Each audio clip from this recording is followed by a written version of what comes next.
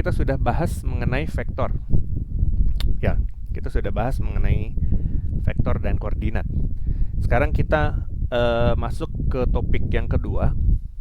Topik yang kedua dari elektromagnetika itu membahas mengenai hukum medan listrik dan hukum medan magnet. Seperti itu. Ya, itu yang akan kita bahas minggu ini. Nah, tapi sebelum kita bahas mengenai materi hukum medan listrik dan medan magnet, saya ingin membahas dulu mengenai tugas yang saya berikan minggu lalu. Ya, seperti itu ya. Nah, seperti itu. Nah, tugas minggu lalu ini ada 3 soal. Ya, ada 3 soal. Dan ini adalah soal yang pertama.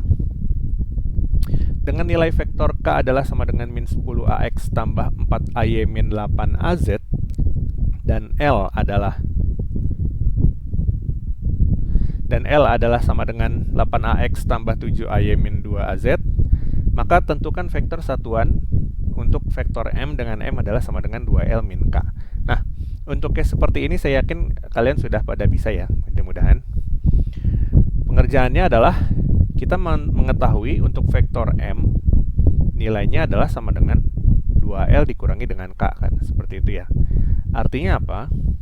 Dia adalah 2 dikalikan L-nya itu adalah 8AX tambah 7AY minus 2AZ, lalu dikurangi dengan K, di mana K adalah sama dengan min 10AX tambah 4AY minus 8AZ ya, seperti itu ya. Nah, artinya apa? Kita perlu kalikan dulu semua vektornya. 2 dikalikan dengan vektor L, maka ini menghasilkan nilai 16AX tambah 14AY minus 4AZ. Seperti itu. Ya. Nah, setelah kita dapatkan nilai 2 kali L, lalu kita kurangi dengan vektor K. 10AX tambah 4AY minus 8AZ. Seperti itu.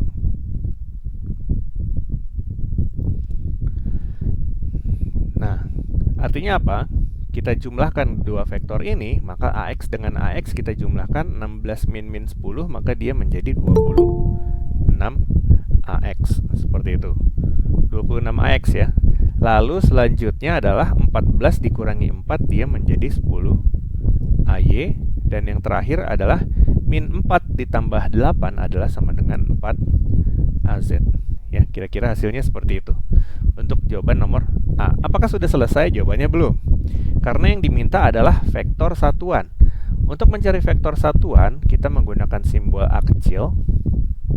Maka A kecil adalah sama dengan vektor M dibagi dengan magnitudnya, kan? Seperti itu ya. Artinya dia adalah sama dengan 26AX tambah 10AY tambah 4AZ dibagi dengan akar dari 26 kuadrat tambah 10 kuadrat tambah 4 kuadrat. Nah, udah sampai sini saya yakin udah pada bisa lah. Silakan disesuaikan dengan kalkulator kalian masing-masing berapa hasilnya. Seperti itu ya. Jadi dikuadratkan, diakarkan, lalu dibagi dengan 26 vektor M-nya dibagi dengan magnitudnya. Seperti itu ya. Untuk yang soal nomor A. Nah, sekarang kita lanjut ke soal nomor B. Soal nomor B menanyakan mengenai magnitud dari vektor 5AX tambah L minus 3K. Nah, misalkan kita tulis vektor pada soal B itu adalah suatu random vektor dengan nilai N, di mana N adalah sama dengan 5AX tambah L minus 3K. Ini bebas ya, mau pakai N, mau pakai O gitu. Saya cuma tulis aja ini pakai simbol N, seperti itu. Nah, maka vektor N adalah sama dengan 5AX tambah L-nya tadi berapa? 8AX tambah 7AY minus 2AZ, dan 3K itu langsung kita tulis saja ya. 3K itu adalah sama dengan minus 3 dikalikan 10AX, maka dia menjadi plus 30AX. Minus 3 kali 4 adalah minus 12AY. Minus 3 kali minus 8 adalah plus 24AZ. Ya, seperti Seperti itu ya, kita kalikan dengan 3. Maka hasil akhirnya adalah sama dengan 5 ditambah 8 ditambah 30 adalah 43 AX. Seperti itu ya. Lalu 7 dikurangi 12 adalah minus 5 AY. Dan min 2 tambah 24, maka dia jadi 22 AZ. Seperti itu ya hasilnya ya. Nah, yang ditanya adalah magnitudnya. Maka nilai magnitud vektor M adalah sama dengan akar dari 43 kuadrat tambah minus 5 kuadrat tambah 22 kuadrat. Hasilnya itu kira-kira adalah akar 2358. Seperti itu ya. Udah ya? Iya, Pak. Oke. Kita lanjut lagi untuk soal nomor C. Nah, nomor C juga mudah. Magnitud K dikalikan magnitud 2L. Kita sudah tahu cara menghitung magnitud. Langsung saja saya tulis hasilnya. Di sini adalah akar dari 180 magnitud K-nya. Magnitud 2L-nya adalah sama dengan 468 dikalikan dengan K plus L itu adalah minus 2AX tambah 11AY minus 10 AZ. Oke, salah, bukan minus 10 AZ ini.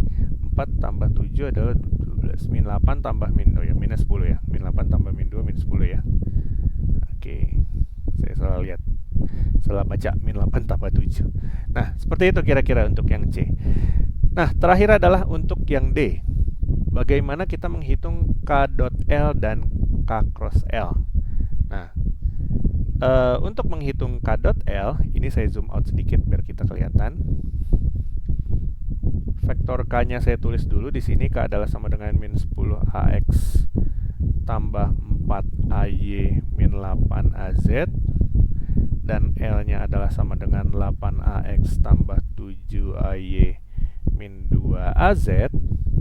Maka untuk menghitung K dot L, K dot produk itu adalah kita mengkalikan sesama komponennya. KX kali KX, KX kali LX, KY kali LY tambah KZ kali LZ kan.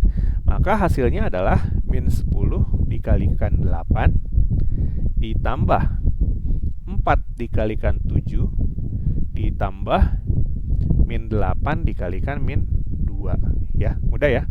Ini hasilnya adalah min 80 tambah 28 tambah 32. Kira-kira hasilnya minus 36. Nah, biar cepat saya tulis aja langsung. Saya punya contekan di sini. Seperti itu. Kira-kira hasilnya seperti itu.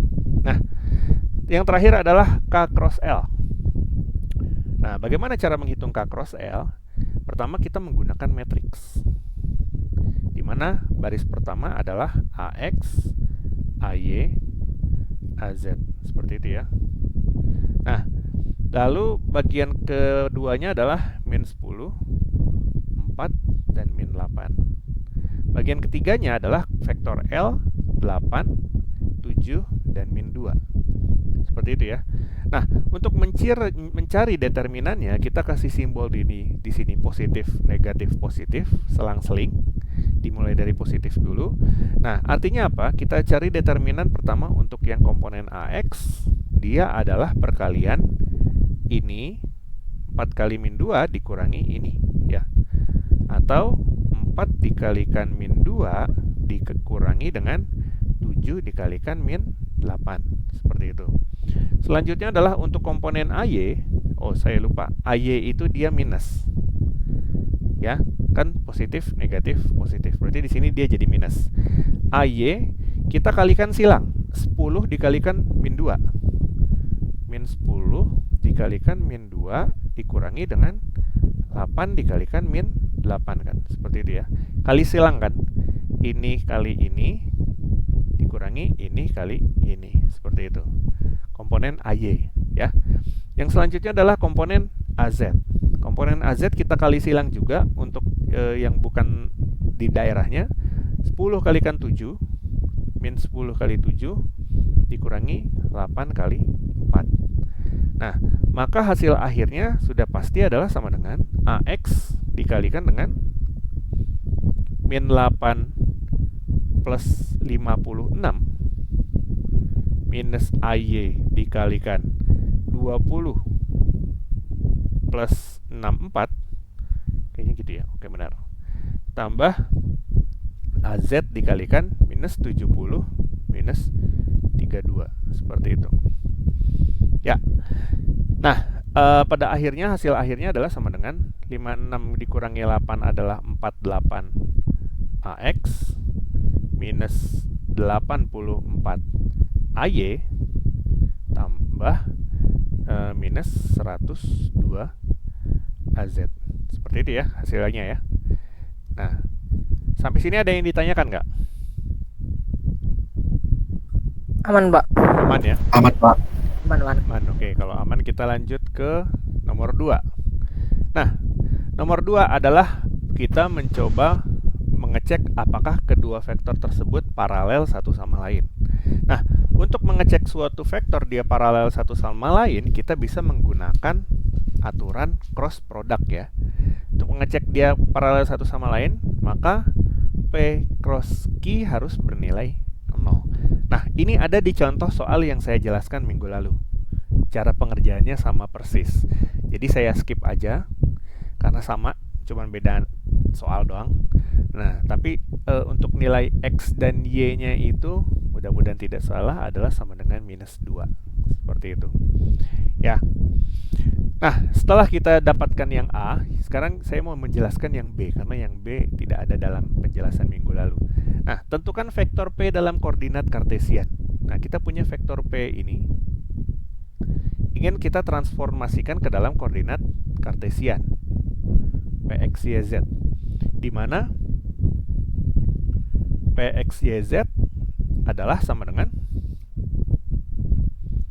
Px, ax tambah Py, ay tambah Pz, az. Seperti itu kan ya. Nah, di mana di sini sudah saya tulis summary-nya. Kita bisa tinggal copy aja. Px adalah, di sini saya pakai ax sama aja. Px adalah sama dengan P rho dikalikan cos V minus PV dikalikan sin V. Kayak gitu kan ya. Nah, PY juga sama. PY adalah sama dengan P rho sin V tambah PV cos V. Seperti itu. Nah, selanjutnya adalah PZ tidak berubah. Nilainya kan sama dengan PZ. Seperti itu. Nah, sekarang pertanyaannya adalah berapakah sudut V, kan seperti itu ya. Nah, kalau pada minggu lalu sudut V di contoh soal tidak diketahui, maka kita mencari sudut V-nya berdasarkan komponen AX dan AY, seperti itu kan ya. Nah, akan tetapi pada soal ini kita bisa melihat ada titik pusat di sini, di mana pada titik pusat ini merepresentasikan nilai masing-masing komponen, maka pada titik pusat tersebut kita tahu sudut V-nya adalah sama dengan 0 derajat, seperti itu. Nilai 0 ini adalah representasi dari V, yang artinya dia 0 derajat. Seperti itu ya. Nah, dengan kata lain kita bisa mendapatkan nilai Px-nya. Kita masukin aja V-nya adalah 0 derajat. Px adalah sama dengan P rho itu sendiri, ini adalah komponen P rho, dia adalah 1 dikalikan cos 0 dikurangi PV itu adalah ini 1 juga, 1 dikalikan sin 0, maka dia adalah sama dengan 1 kan. Px-nya adalah sama dengan 1. Py juga sama. Py-nya P rho adalah 1 dikalikan sin 0 ditambah PV-nya adalah 1 dikalikan cos 0. Maka dia adalah sama dengan 1 juga. Seperti itu. Pz dia tidak berubah, maka nilainya adalah sama dengan 3. Seperti itu ya. Nah, maka kita bisa memperoleh bentuk kartesiannya adalah sama dengan 1 dikalikan AX, PX AX, tambah 1 dikalikan AY, PX, PY AY, tambah 3 dikalikan AZ, PZ AZ. Nah, ini adalah hasil transformasi koordinatnya dari silinder ke kartesian. Seperti itu ya. Nah, sampai sini ada yang ditanyakan nggak? Masih aman, Pak. Aman ya? Aman. Kalau aman, kita lanjut ke soal nomor 3. Nah, ini soal nomor 3 full hitung-hitungan aja sih sebenarnya. Kita punya 3 vektor yang kita tidak ketahui parameternya. Sebentar. Tablet saya tiba-tiba nggak responsif. Nah, kita ketahui parameternya, L tidak kita ketahui Lx sama Lz-nya, M kita tidak ketahui My-nya. Diminta mencari ketiga komponen ini. Nah, untuk mencari ketiga komponen ini, kita bisa menganalisa dengan agar KLM ortogonal satu sama lain. Yang dimaksud dengan ortogonal itu tegak lurus. Nah, untuk mencari apakah suatu vektor tegak lurus satu sama lain, kita bisa menggunakan metode dot product kan. Dengan kata lain, kok P lagi sih? Kita bisa dotkan masing-masing ketiga komponen ini, maka kita dotkan K dot L harus nilainya sama dengan 0. Itu adalah syarat untuk suatu vektor tegak lurus satu sama lain, ya. Lalu kita tulis di sini sama K dot M juga harus sama dengan 0, dan yang terakhir yang belum adalah L dot M adalah sama dengan 0. Nah, kita selesaikan yang mudah dulu. Yang mana yang mudah? Yang mudah itu adalah K dot M, ya. K dot M. Kenapa K dot M? Karena hanya memiliki satu komponen My saja yang tidak kita ketahui. Maka K dot M adalah sama dengan 5 dikalikan 3 tambah My dikalikan 2 tambah 1 dikalikan 3. Seperti itu kan. Ini saya kebalik, sama aja sih sebenarnya. 3 kalikan 1 atau 1 kalikan 3 kan sama aja. Ini 2 kali My juga. Nah, sama dengan 0. Seperti itu ya. Maka hasil akhirnya adalah sama dengan 5 kalikan 3 adalah 15. 15 tambah 3 adalah 18. Maka 2My adalah sama dengan 18. Apa? Aram hati-hati. Kenapa sih Aram? Mau kemana Aram?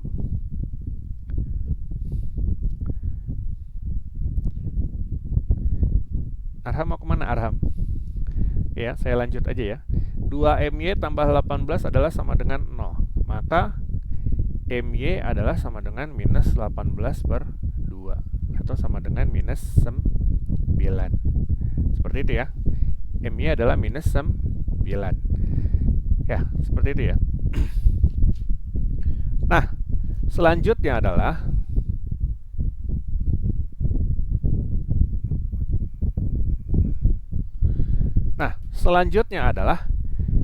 yang bisa kita selesaikan itu adalah K dot L dan L dot M. Maka K dot L adalah sama dengan 5 dot Lx tambah 2 dot 2 tambah 3 dot Lz adalah sama dengan 0. Seperti itu ya. Atau 5Lx tambah 4 tambah 3Lz adalah sama dengan 0. Nah, ini ada dua variabel, kita nggak bisa selesaikan itu sendiri. Kita bisa dibantu oleh L dot M. L dot M bisa kita peroleh dari Lx dikalikan 3 tambah 2 dikalikan My. My sendiri adalah minus 9. My adalah minus 9 ya, sesuai yang K dot M. Ditambah Lz dikalikan 1, atau dia adalah Lz, sama dengan 0. Seperti itu ya.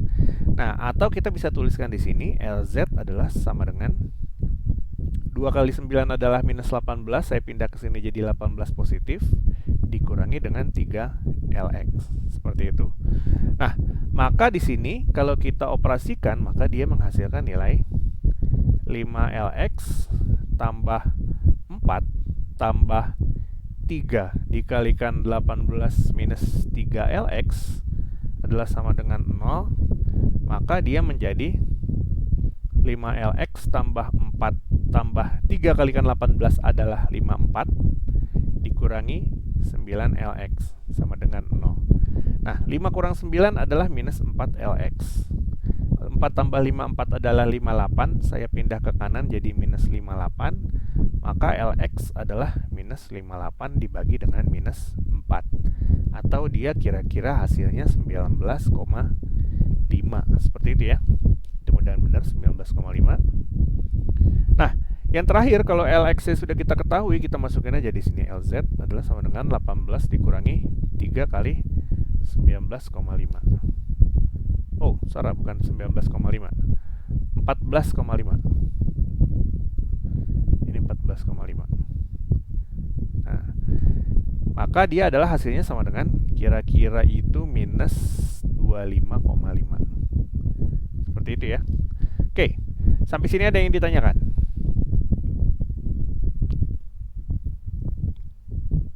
Masih belum, Pak. Aman ya? Oke. Pak, punten Pak. Ya, Nanti silakan. boleh minta ininya nggak Pak? Yang Ya. ini. Slide-nya nanti saya kasih di akhir Kasih, Pak. kuliah. Oke. Sip. Nah, udah ya. Kira-kira jawabannya seperti itu untuk tugas kita minggu lalu. 3 soal ini. Seperti itu. Cepat ya nyelesainnya dalam waktu setengah jam kurang. Nah, sekarang kita membahas mengenai materi yang akan kita bahas sekarang. Nah, materi yang akan kita bahas sekarang itu adalah terkait dengan konsep medan listrik dan medan magnet beserta hukum-hukum yang berlaku. Medan listrik dan medan magnet. Medan listrik itu simbolnya E.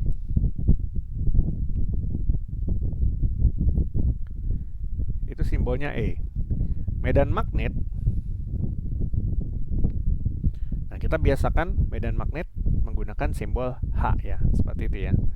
Nah, kita mempelajari mengenai hukum-hukum yang berlaku untuk medan listrik dan medan magnet, dan selanjutnya setelah itu kita akan mempelajari mengenai pengenalan integral garis dan integral permukaan pada integral vektor, serta memahami arti fisisnya dari integral-integral tersebut. Ya, seperti itu ya. Nah, sekarang tentunya kalian sudah tahu ya, untuk suatu muatan, medan listrik itu dihasilkan oleh suatu muatan. Seperti itu.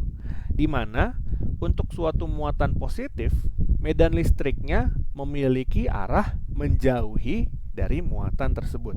Kalau kita lihat tanda panahnya ini ke arah menjauhi. Seperti itu.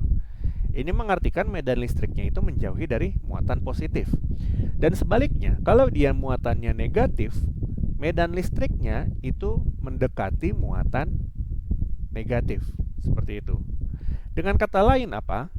Kalau kita memiliki dua buah muatan berpasangan positif dan negatif, itu seakan-akan tercipta gaya tarik-menarik. Kenapa?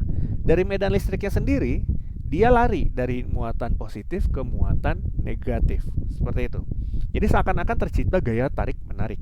Begitu juga sama apabila muatannya itu bernilai sama-sama positif, seakan-akan tercipta gaya tolak-menolak karena mereka saling menjauhi medan listriknya. Seperti itu.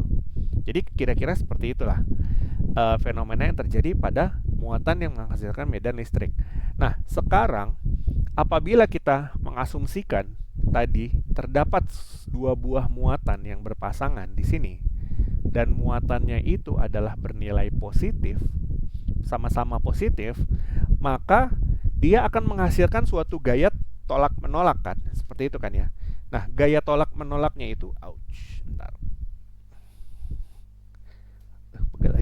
Nah, gaya tolak-menolaknya itu kalau kita lihat ini dinotasikan dalam bentuk F. Nah, kalau kita lihat ada yang namanya F12.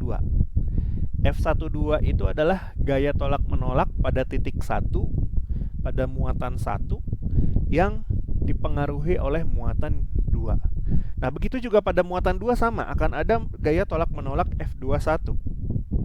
Gaya muatan di titik 2 yang dipengaruhi oleh muatan 1. Dimana pada saat SMA, saya yakin kalian sudah memahami ya, kalian sudah familiar dengan rumus ini. K, Q1, Q2 per R kuadrat. Seperti itu kan. Nah, karena pada saat SMA itu kalian nggak mempelajari kalau ternyata gaya itu sendiri adalah suatu komponen vektor. Seperti itu. Kenyataannya, gaya adalah suatu komponen vektor. Sehingga, agar dia memiliki suatu vektor, vektor kan memiliki arah ya, di mana arah itu dinotasikan dalam bentuk vektor satuan kan. Sehingga pada mata kuliah LMAC ini kita tambahkan di sini komponen baru yang kita sebut sebagai vektor satuan atau AR. Seperti itu. Ya. Di mana untuk di sini R yang pembaginya itu sebenarnya adalah magnitud dari vektornya. Dengan kata lain, kita bisa tuliskan R kuadrat di sini adalah suatu vektor R dikuadratkan, sedangkan AR adalah suatu komponen vektor R kita bagi dengan magnitud dari R. Seperti itu. Nah, seandainya kita memiliki suatu gaya F12 seperti itu, maka R-nya di sini juga adalah R12. Seperti itu. Di sini adalah R12, di mana R12 adalah vektor R1 dikurangi dengan vektor R2. Seperti itu ya.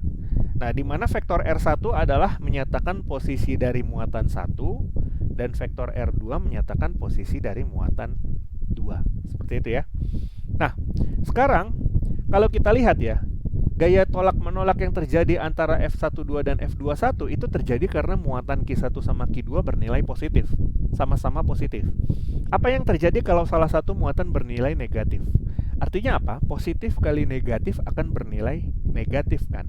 Dengan kata lain, kalau salah satu muatan bernilai negatif, maka gaya yang muncul nanti akan bernilai negatif juga kan? Seperti itu kan?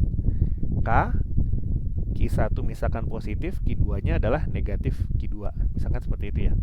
Artinya gaya yang terjadi juga akan bernilai negatif. Dan kita tahu, untuk suatu vektor F yang mengarah ke kanan, kita notasikan misalkan dia simbolnya positif, maka kebalikannya yang mengarah ke kiri, dia simbolnya negatif.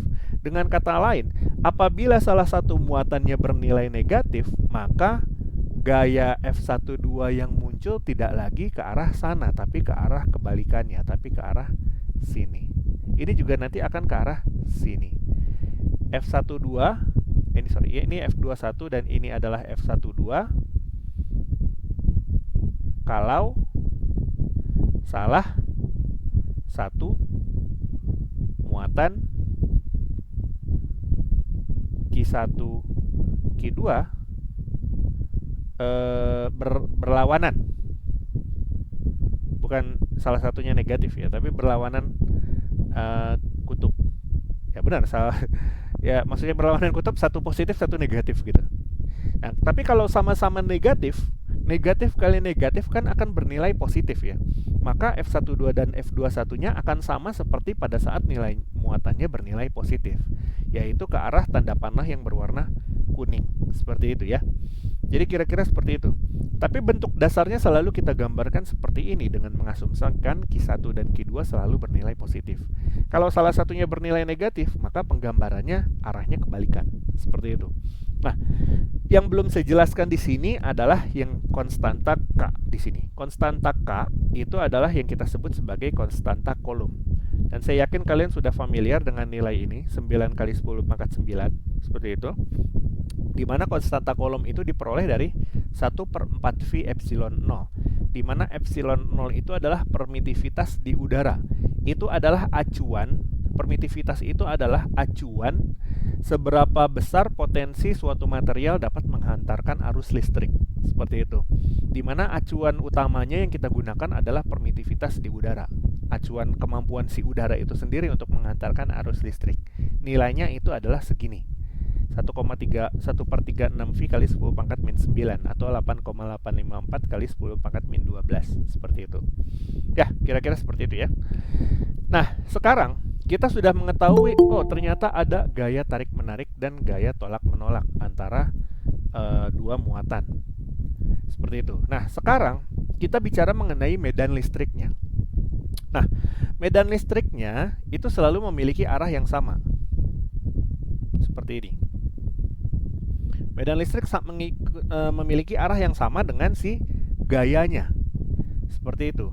Akan tetapi, medan listrik itu bisa kita peroleh apabila kita memiliki suatu gaya sebesar F12 adalah suatu gaya yang dihasilkan pada titik 1 yang dipengaruhi oleh muatan di titik 2, maka medan listrik yang sama E12 dapat dihasilkan oleh F12 dibagi dengan Q1. Seperti itu. Nah, artinya apa sih? Kalau kita lihat medan listrik di titik 1 yang dipengaruhi oleh muatan di titik 2, ternyata dia adalah gaya dari dua muatan tersebut dibagi oleh muatan pada titik 1 tersebut. Dengan kata lain, kalau kita mengobservasi medan listrik di titik Q1 ini, medan listrik di titik Q1 ini besarnya tidak dipengaruhi sama sekali oleh muatan di titik tersebut. Seperti itu. Jadi, kalau kita lihat notasi ini secara sepintas, oh ternyata mau berapapun besar nilai Q1 itu nggak berpengaruh. Nilai E12 akan tetap segitu, gitu loh. Ibaratnya seperti itu. Jadi, medan listrik pada suatu titik itu tidak dipengaruhi sama sekali oleh muatan yang berada pada titik tersebut. Seperti itu. Medan listrik pada titik Q2 tidak dipengaruhi oleh muatan pada titik Q2 di lokasi yang sama. Seperti itu ya.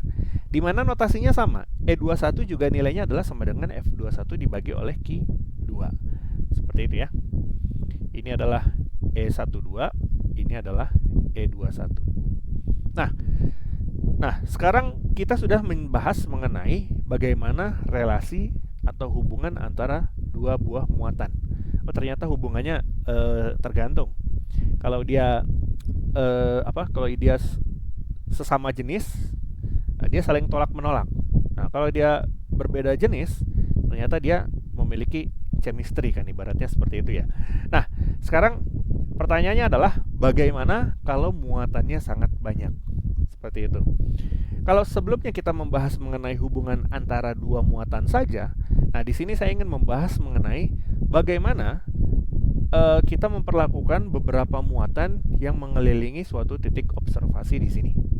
Dan kita tahu nilai medan listrik pada titik observasi tidak dipengaruhi sama sekali pada medan listrik yang berada pada titik R tersebut. Seperti itu kan. Nah, dengan kata lain, kita bisa menuliskan kalau di sini ada Q1, maka medan listrik di sini adalah E Q1 kan, seperti itu kan. Ya. Nah, di sini adalah medan listrik yang dipengaruhi oleh E Q2. Ini adalah medan listrik yang dipengaruhi oleh Q3, seperti itu. Dan ini adalah medan listrik yang dipengaruhi oleh Q4, seperti itu kan. Nah, di mana kita tahu ternyata medan listrik total, ini bukan Q4, ini Qn. Qn itu menotasikan jumlah muatan. Jadi kalau muatannya ada 10, N-nya 10, kita gambar aja ada 10 garis, seperti itu. Nah, artinya apa? Ternyata medan listrik total itu adalah total dari penjumlahan semua medan listrik yang dipengaruhi oleh muatan di sekelilingnya. Dengan kata lain, kalau di sini ada 3 muatan, kita jumlahkan medan listriknya semua. E1 tambah E2 tambah E3. Kalau muatannya ada 10, kita jumlahin 10-10-nya. E1 tambah E2 tambah E3 tambah E4 tambah E5 tambah E6 dan seterusnya. Sehingga saya bisa modelkan kalau terdapat jumlah N muatan di sekeliling suatu titik, maka kita jumlahkan semua sampai dengan medan listrik ke N. Seperti itu kan. Nah, penulisan ini bisa kita notasikan dalam bentuk seperti ini. I1 N E I kan, seperti itu kan. Artinya ini adalah menjumlahkan semua medan listrik dari nilai 1 sampai dengan sebanyak N muatan. Seperti itu. Kita jumlahkan semua E1, E2, E3, E4 sampai En. Seperti itu. Di mana kita tahu medan listrik E itu adalah sama dengan nilainya E adalah sama dengan K. Misalkan E1 ya. E1 adalah sama dengan K1 dibagi dengan R1 kuadrat AR kan. AR1 kan. Seperti itu ya. Nah, sekarang apabila kita menjumlahkan semua komponen ini, E1 dengan E2 dengan E3 kita jumlahkan, K1 per R1 kuadrat AR1 kita jumlahkan lagi dengan K2 per R2 kuadrat AR2, kita jumlahkan lagi dengan K3 R3 kuadrat AR3, maka kita bisa menotasikan hasil penjumlahan semua muatan tersebut, medan listrik tersebut adalah dengan dinotasi seperti ini. Seperti itu. Ini sama aja dengan kita merubah E1 menjadi kaki 1 per R1 kuadrat AR1. Maka kita notasikan dia dalam bentuk I, seperti ini. Ini sama berkaitan dengan ini. Seperti itu. Jadi EI-nya kita ubah menjadi QI dibagi dengan 4V epsilon 0 RI pangkat 2 A RI. Di mana 4V epsilon 0 itu diperoleh dari nilai K. K itu adalah sama dengan 1 per 4V dikalikan epsilon 0. Di mana epsilon 0 adalah sama dengan tadi, permitivitas di udara. 8,854 kali 10 pangkat min 12. Sotoy, saya juga lupa. Oh, ternyata benar. Nah, seperti itu. Farad per meter, ya. Jadi itu adalah nilai permitivitasnya. Nah, sekarang gini. Kita sudah tahu medan listrik total dari semua muatan yang mengelilingi titik R. Sehingga untuk mencari gaya totalnya, kita bisa mengalihkan medan listrik total, kita kalikan dengan muatan pada titik R kan, seperti itu kan. Tadi kan kita untuk menghitung medan listriknya kita cuekin si muatan di titik R-nya. Tapi kalau untuk menghitung gayanya, kita kalikan medan listriknya dengan si muatan di titik tersebut lagi. Seperti itu kira-kira. Ya. Nah, sampai sini ada yang ditanyakan?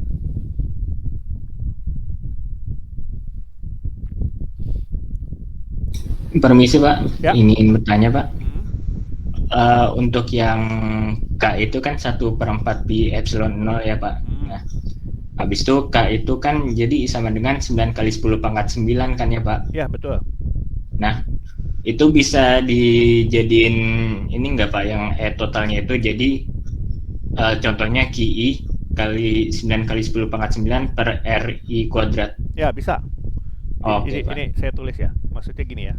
E total adalah sama dengan I1 N 9 kali 10 pangkat 9 dikalikan QI per RI kuadrat. Gini ya maksudnya ya? Iya betul Pak. Ya, sama aja Mas. Oke Betul, Pak. seperti Terima itu. kasih Pak. Jadi si ini tuh cuman konstanta doang sebenarnya. Saya keluarin di sini juga nggak apa-apa. Saya keluarin di sini K gitu misalkan. Ininya nggak usah dimasukin gitu. Sama aja gitu. Seperti itu ya.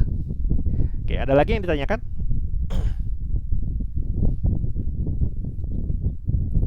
Tidak ada? Oke ya, kalau tidak ada kita lanjut lagi. Nah, sekarang kita sudah membahas mengenai, nah ini biasanya, oh sorry, saya lupa. UTS-nya sekarang itu PG. Jadi biasanya kalau soalnya esai salah satunya ini ada yang keluar kayak gini. Nah, sekarang kita tadi sudah membahas mengenai hubungan antara muatan yang mengelilingi suatu titik observasi, di mana muatan tersebut kita bisa hitung jumlahnya adalah 10. Misalkan kita totalin aja E1, E2, E3 sampai E10. Nah, kenyataannya adalah kalau kita bicara mengenai suatu muatan yang berada di dalam suatu arus, nah, besar muatan tersebut itu tidak hanya jumlahnya 10 biji atau 100 biji. Ya 100 muatan aja kita udah gempor ngitungnya. Karena kita harus menghitung masing-masing medan listrik 1, medan listrik 2 sampai medan listrik 100 gitu kan. Nah, kenyataannya gimana kalau dalam satu arus listrik itu dia muatannya itu ada dalam orde megakolom. Megakolom itu 10 pangkat 6 atau 1 juta, seperti itu. Kan nggak mungkin kita hitung medan listriknya satu per satu ya, seperti itu ya, benar nggak? Nah, maka untuk menghitung pada kondisi realnya, di mana muatan itu jumlahnya sangat banyak sekali dengan dimensi pada daerah yang sangat kecil, nah maka kita menggunakan pendekatan integral. Nah, pendekatan integral itu sendiri tidak lagi membahas mengenai muatan per satu buah, tapi kita membahas mengenai yang kita sebut sebagai kerapatan muatan, seperti itu. Kerapatan muatan itu sama seperti kepadatan penduduk. Kalau kita bicara mengenai mahasiswa ya, mahasiswa di dalam satu kelas, oke, saya tahu jumlah mahasiswanya ada 42, saya bisa hitung satu per satu kepalanya, seperti itu. Bagaimana kalau saya diminta menghitung mahasiswa di Indonesia, seperti itu, atau jumlah laki-laki di Indonesia, atau populasi di Indonesia, berapa banyak perempuan di Indonesia? Kan nggak mungkin kita hitung satu per satu, benar nggak? Nah, untuk mengantisipasi seperti itu, kita menggunakan istilah rapat muatan. Nah, rapat muatan itu sendiri pada dasarnya konsepnya sama seperti kepadatan penduduk. Kalau kita bicara mengenai kepadatan penduduk ya di Indonesia, misalkan jangan di Indonesia aja, misalkan di mana gitu ya. Misalkan kepadatan penduduknya itu adalah 100 orang per kilometer. Kayak gitu ya. Misalkan ya. 100 orang per kilometer. Artinya kalau saya memiliki areanya sebesar 50 kilometer, maka populasinya adalah sama dengan 100 dikalikan 50 kan, atau sama dengan 1000 orang, seperti 5000 orang, kayak gitu kan. Ya, itu akan lebih mudah kita menghitung seperti itu. Ya. Jadi seperti itu. Jadi rapat muatan itu seperti istilahnya kepadatan penduduk. Seberapa banyak muatan yang berada pada suatu cakupan area tertentu. Nah, cakupan pada elektromagnetik itu terdiri dari 3 cakupan. Pertama adalah cakupan garis. Cakupan garis itu berbentuk suatu garis seperti ini. Anggaplah ini suatu garis ya, dan muatan itu berada di sini, positif, negatif, positif, negatif, positif, positif, negatif, negatif, misalkan kayak gitu ya. Itu kita sebut sebagai rapat muatan garis. Seberapa banyak muatan yang terdapat dalam suatu garis, seperti itu. Ada juga rapat muatan permukaan. Rapat muatan permukaan sesuai namanya, muatan tersebut berada di dalam suatu permukaan tertentu. Positif, negatif, positif, positif, positif, misalkan negatif, negatif, negatif, gitu ya. Nah, berapa banyak muatan yang tercakup dalam satu permukaan tersebut? Nah, yang ketiga tentunya kalau ada permukaan, maka ada yang namanya rapat muatan volume. Rapat muatan volume ya sesuai namanya, kita punya volume 3 dimensi, misalkan ember. Ada berapa banyak muatan di dalam ember tersebut? Seperti itu. Ada misalkan kita miara ikan cupang gitu ya di dalam ember. Nah, ada berapa banyak ikan cupang di dalam ember tersebut? Nah, kita asumsikan si ikan cupang itu adalah muatannya, seperti itu. Nah, itu kita notasikan dalam rapat muatan volume. Di mana tadi rho L adalah rapat muatan garis, rho S adalah rapat muatan permukaan, rho V adalah rapat muatan volume. Seperti itu.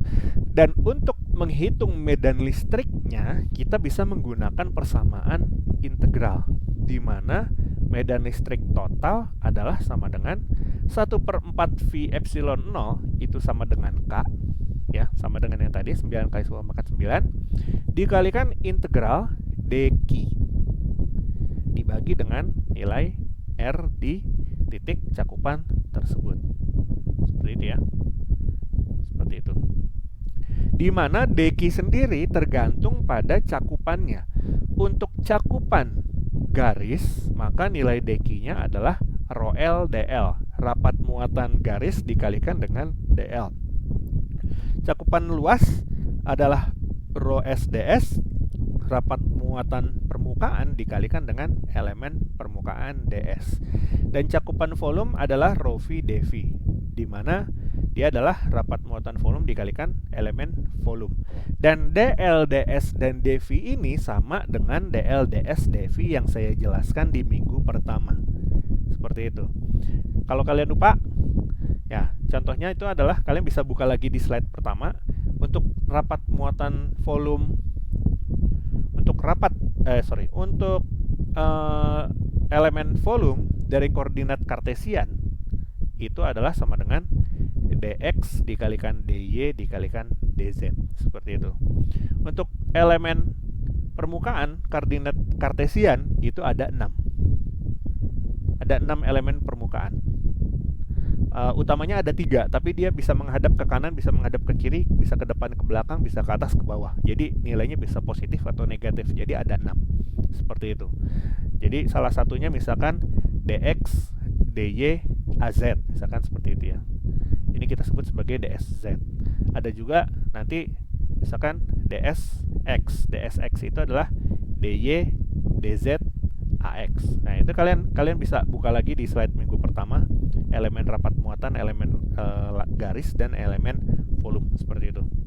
Ya, nanti kita bahas pada integral garis dan integral permukaan. Nah, sekarang kita masuk ke contoh soal terlebih dahulu ya.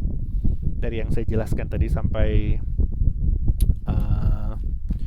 berbusa, mungkin kita bahas dulu contoh soal. Nah, contoh soalnya adalah seperti ini. Kita memiliki suatu muatan di titik Q1. Di sini. Ini adalah muatan Q1. nilainya adalah 10 pangkat min 9. Berlokasi pada titik min 0,5 min 1,2 di udara. Nah, pertanyaan pertama adalah tentukan medan listrik pada titik T. Mana titik T-nya? Oh, titik T di sini dengan posisi di sini. Nah, kita bisa mengetahui medan listrik di titik T itu adalah sama dengan kaki 1 dibagi dengan R2 min R1 dikalikan vektor satuannya kan. Seperti itu kan. Nah, di mana artinya apa? Di sini bisa saya tulis ulang, maka dia nilainya adalah sama dengan kaki 1 dibagi dengan, saya tulis di sini adalah R21 dikalikan dengan AR21 kan. Seperti itu ya. Benar gak? Nah, seperti ini ya. Nah, artinya yang pertama kita cari adalah kita perlu mencari R21 terlebih dahulu. Berapakah R21? Nah, ini ada yang salah. R21 kuadrat. Seperti itu ya. Nah, berapakah R21? R21 bisa kita peroleh dari pengurangan R2 dikurangi dengan R1. Seperti itu ya. Berapakah R2-nya? R2-nya adalah, ini adalah komponen X, ini adalah komponen Y, ini adalah komponen Z. R1-nya ini X, Y, Z. Berarti kita bisa menuliskan nilai R2 min R1-nya adalah sama dengan 0,9 dikurangi dengan 0,5 minus 0,5 maksud saya, kita kalikan dengan AX. Nah, kalian lihat polanya ya, X kurang X dikalikan dengan AX, seperti itu. Lalu yang kedua adalah Y kurang Y, 1,2 dikurangi dengan min 1, kita kalikan dengan AY, seperti itu. Dan yang ketiga sudah pasti adalah min 2,4 dikurangi dengan 2 dikalikan dengan AZ, seperti itu ya. Maka hasilnya ini adalah 1,4 AX tambah 2,2 AY minus 4,4 AZ, seperti itu ya. Oke, masih benar.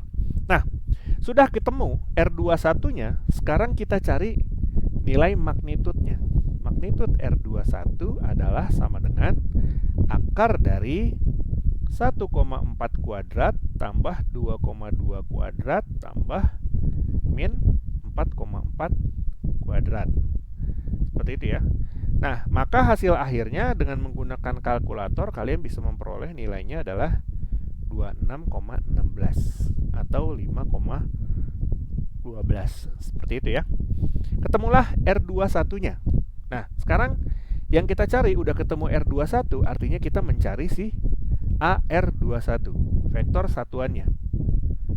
Nah, ketemu AR21-nya adalah dengan membagi vektor R21 dibagi dengan magnitudnya.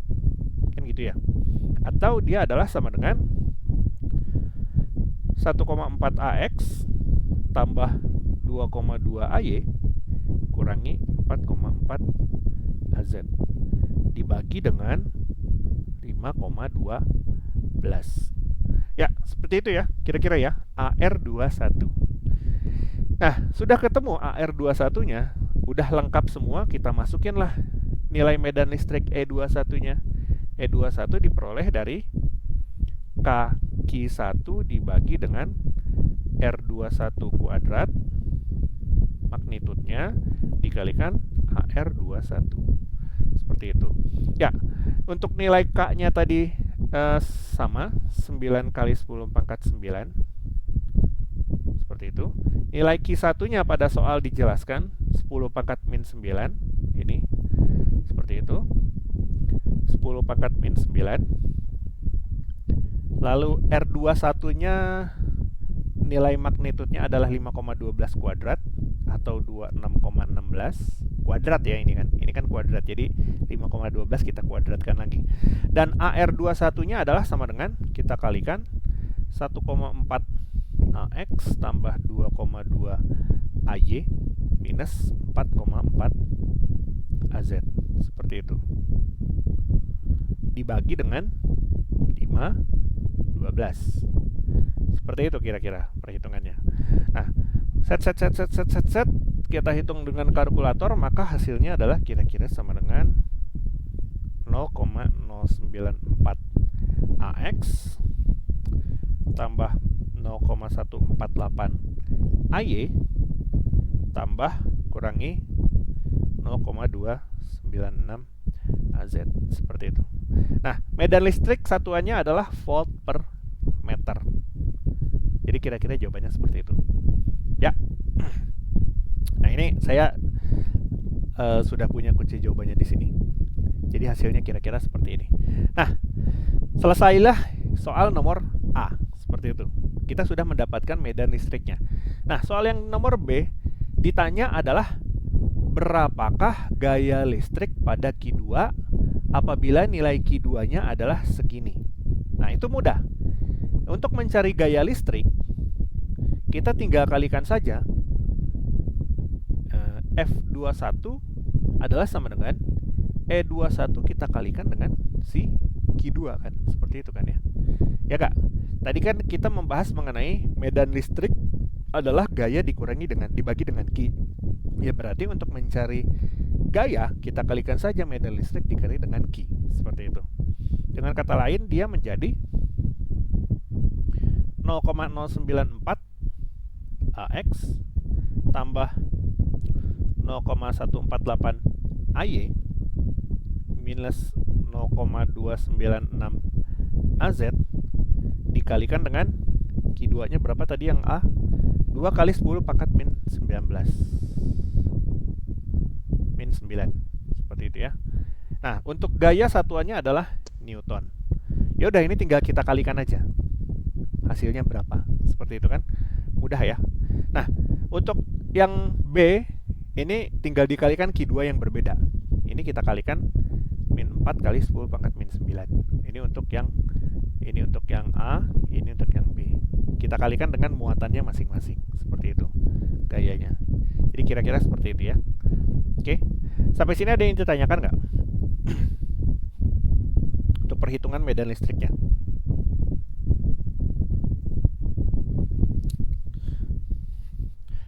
Ada yang membingungkan?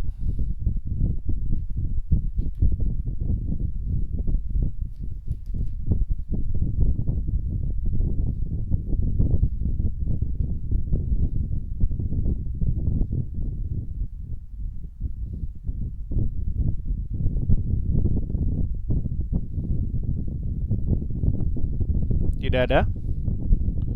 Kalau tidak ada, kita lanjut lagi.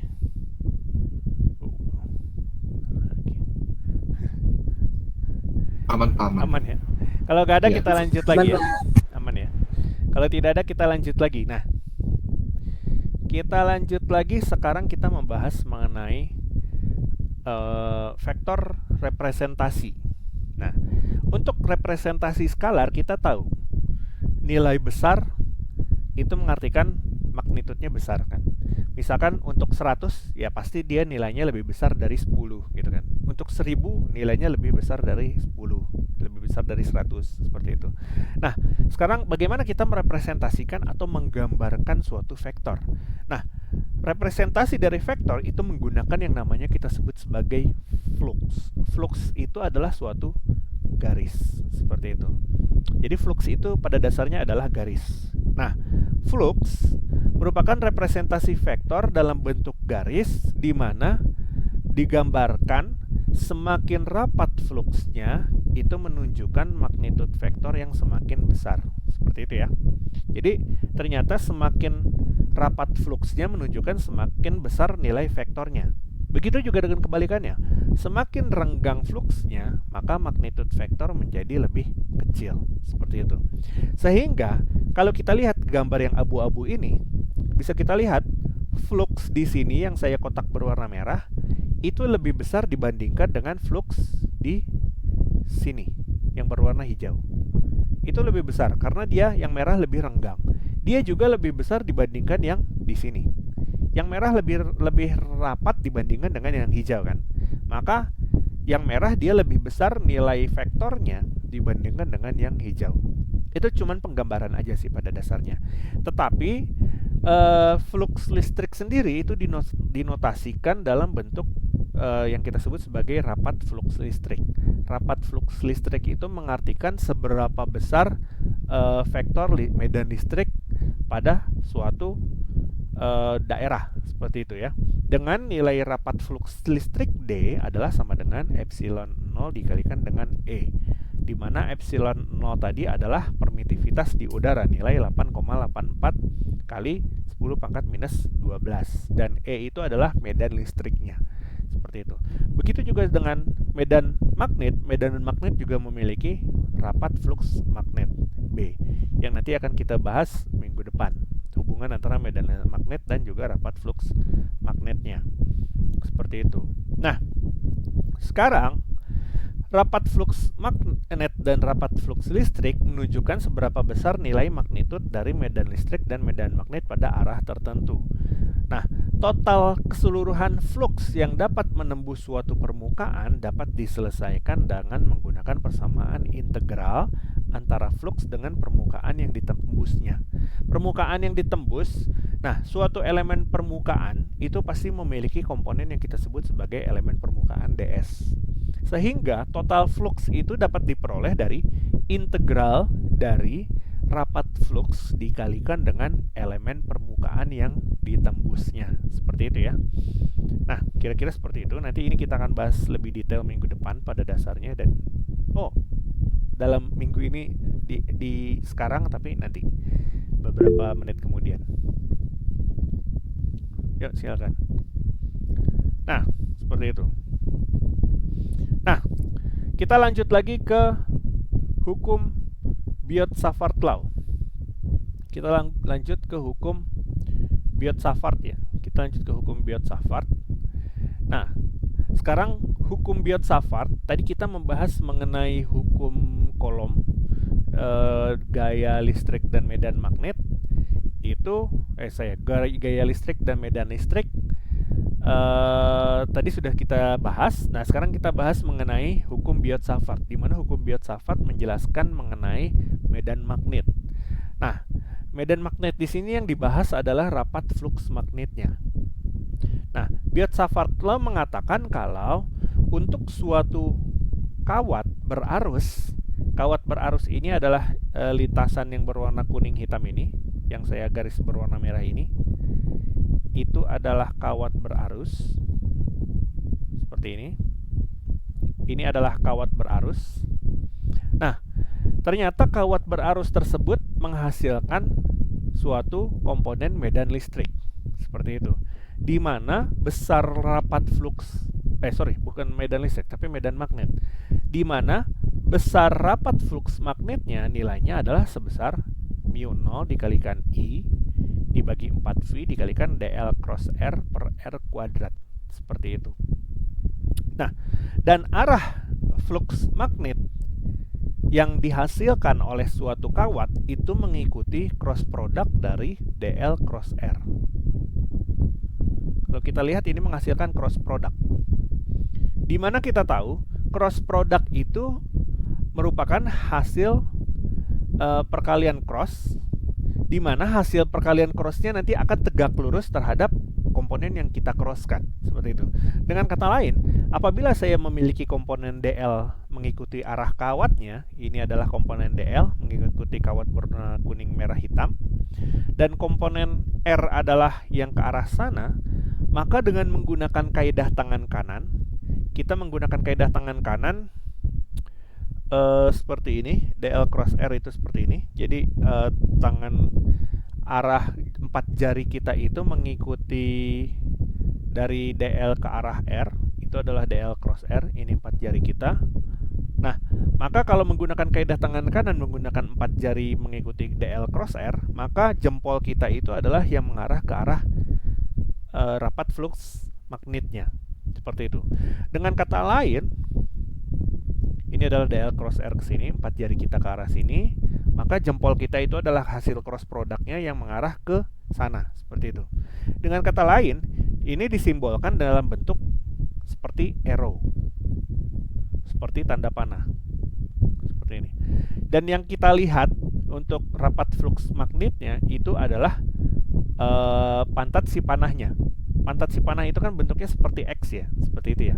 Jadi kalau kalian lihat, itu seperti ini kira-kira. Ini mata kita, seperti itu. Ini mata, seperti itu ya. Nah, ini saya kasih ini Nah, jadi seperti itu. Jadi ini kita dari titik observasi kita, ternyata arah medan magnetnya sendiri adalah menjauhi dari arah observasi kita. Yang kita lihat itu adalah si bulu si panahnya, seperti itu. Dengan menggunakan kaidah tangan kanan dari hasil cross product antara DL dengan R, seperti itu. Namun, apabila kita balik R-nya ke arah sana, hasil DL cross R-nya itu menunjukkan kalau jempol kita akan nanti mengarah ke arah kita. Dan itu simbolnya adalah dengan menggunakan simbol titik seperti ini. Ini seperti kita melihat si ujung panah dari depan, seperti itu. Jadi seperti itu ya. Kalau simbolnya X itu artinya si arah fluxnya itu menjauhi kalian. Kalau bentuknya titik seperti itu, dia artinya menuju ke kalian, seperti itu. Nah, ini mengindikasikan kalau kita crosskan pada segala arah, ternyata medan magnet atau rapat flux magnetnya itu memutari si kawat, seperti itu. Jadi dia memutari si kawat, seperti itu. Ternyata rapat flux magnet yang dihasilkan oleh suatu kawat berarus itu dia mengelilingi si kawat tersebut. Jadi seperti ini rapat flux magnetnya. Kalau ini adalah kawat, rapat flux magnetnya itu dia mengelilingi seperti ini. Seperti itu. Dia mengelilingi. Ini gambarnya kurang begitu bagus ya. Gimana saya cara menggambarnya ya? Nah, misalkan gini. Nah, ini gini. Nah, ginilah. Misalkan dia mengelilingi gini. Nah, seperti itu kira-kira. Seperti itu ya, kira-kira ya. Nah, ternyata medan magnet yang dihasilkan itu mengelilingi si kawatnya. Seperti itu.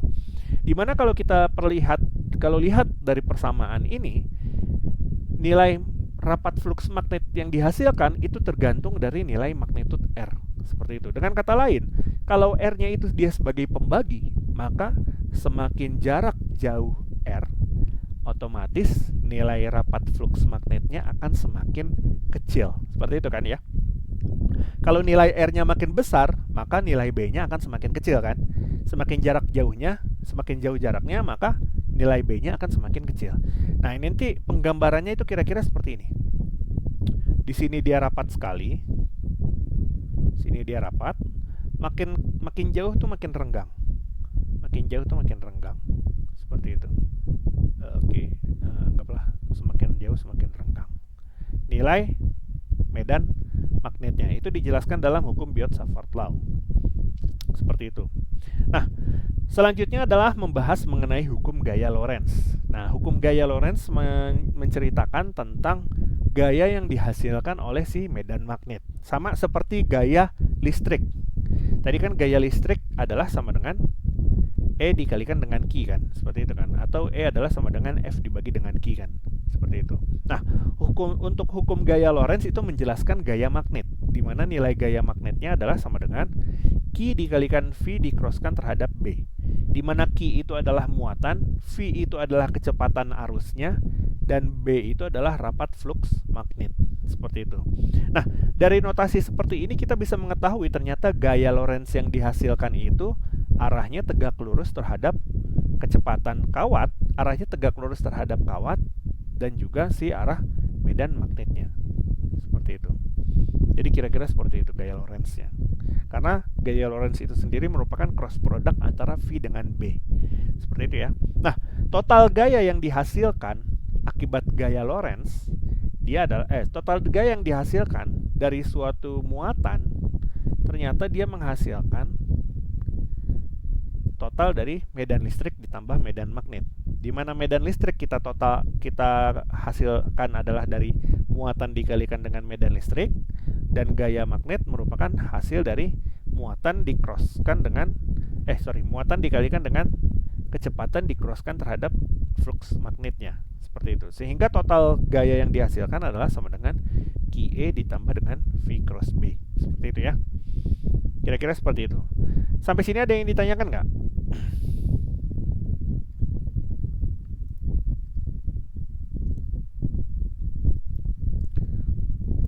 Ada yang ditanyakan?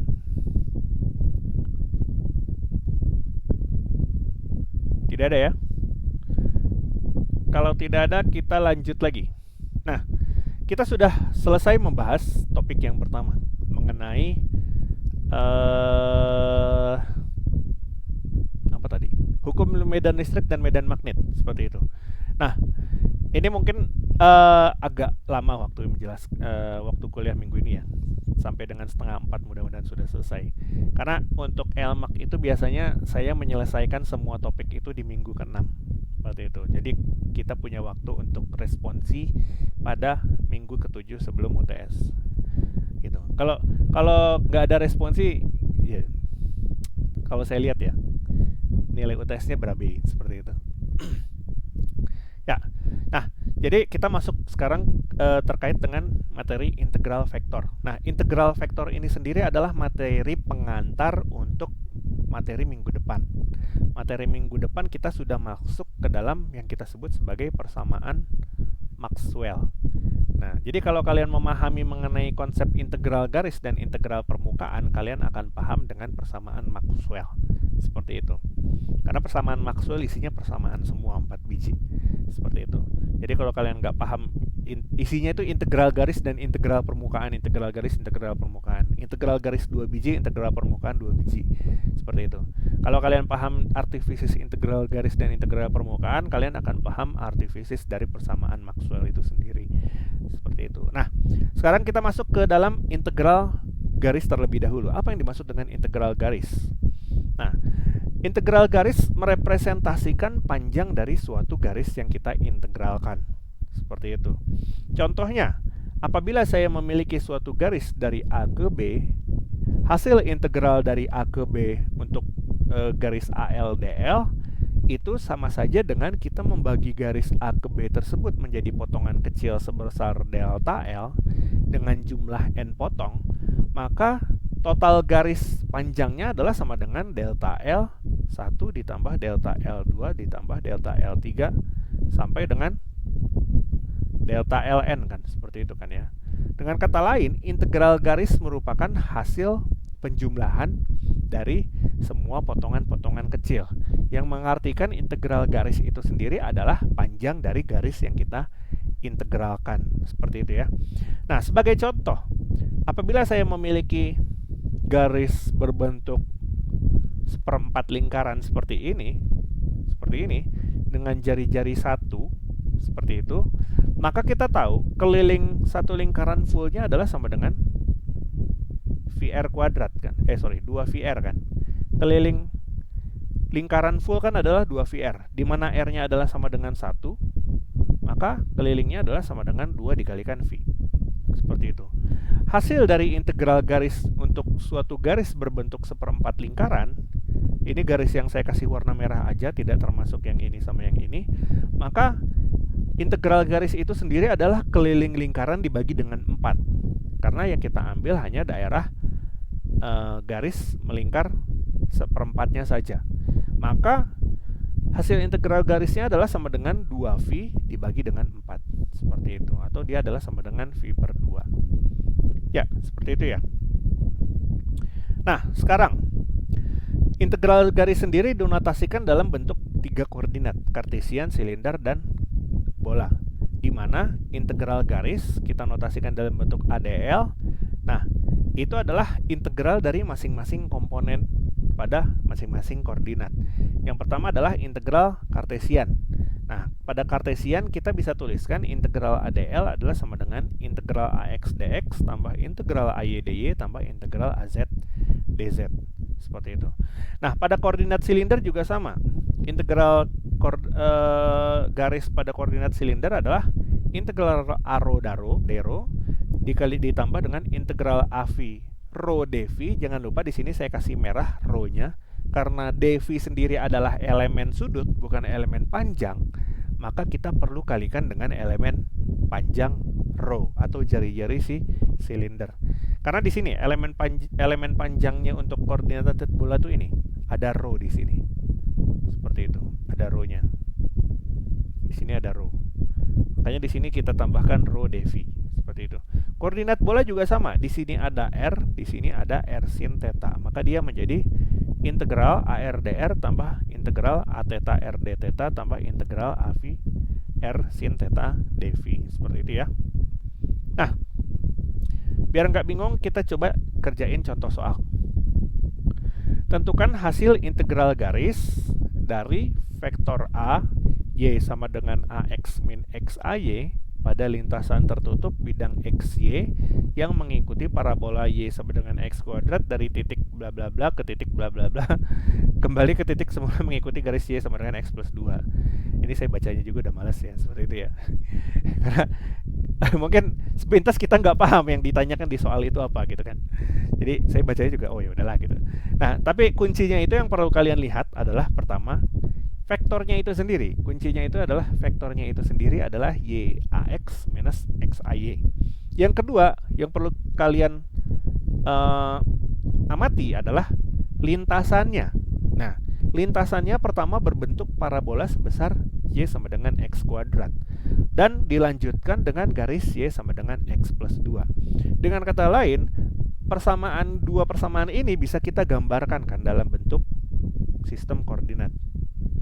Nah, kita mulai dulu dengan suatu gambar.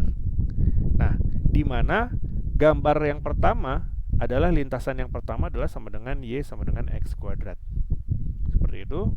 Di mana Y sama dengan X kuadrat saya gambarkan dengan menggunakan tabel berwarna biru. Seperti ini. Ini adalah nilai X-nya, ini adalah nilai Y-nya. Kita mapping X sama Y-nya. Min 1, 0, 1, 2. Oke. Nah, kita tahu di sini nilai X-nya dimulai dari min 1. Maka di sini kita tulis min 1. Dan diakhiri dengan 2. Kita tulis di sini 2. Maka selanjutnya adalah min 1 kedua isinya adalah 0 dan 1 kan. Kalau X-nya min 1, Y-nya berapa? Berarti X kuadrat adalah sama dengan 1. Ini kita kuadratkan jadi 0, ini kita kuadratkan jadi 1, ini kita kuadratkan jadi 4. Seperti itu kan.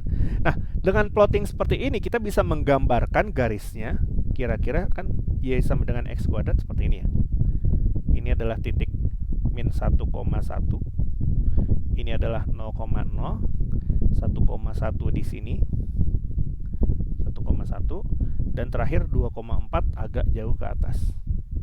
Seperti ini. Artinya gambarnya adalah seperti ini kira-kira. Cius. Nah, ketemulah gambar lintasannya.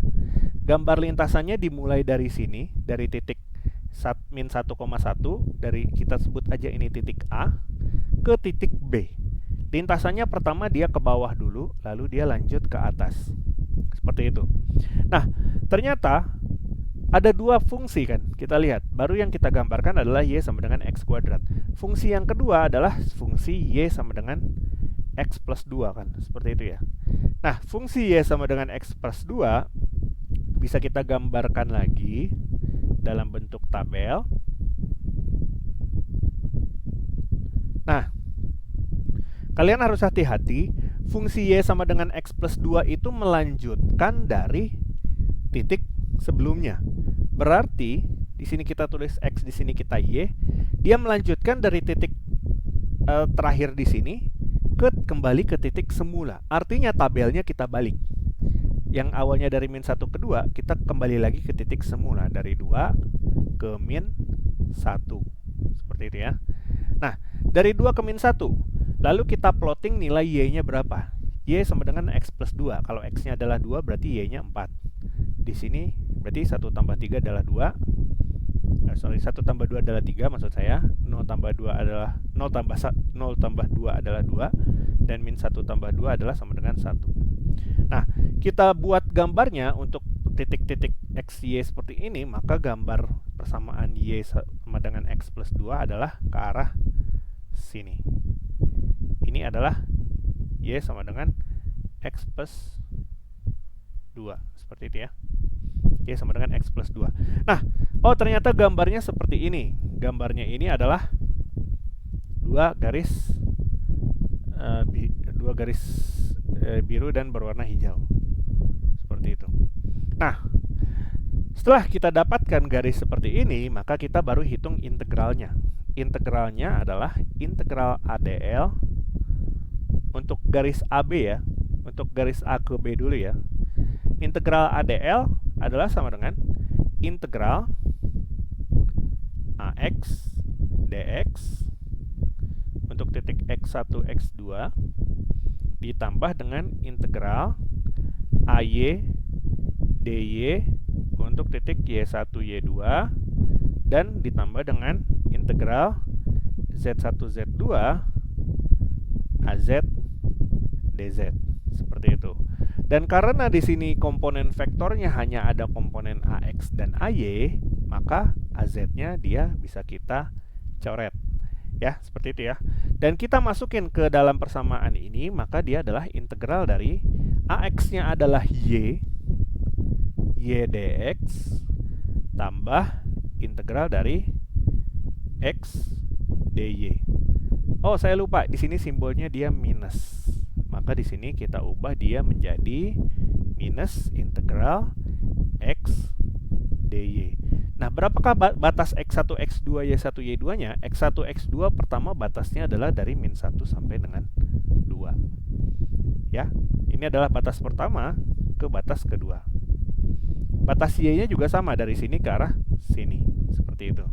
Dari 1 ke arah 4. Ya, seperti itu ya. Nah, sekarang kita lihat.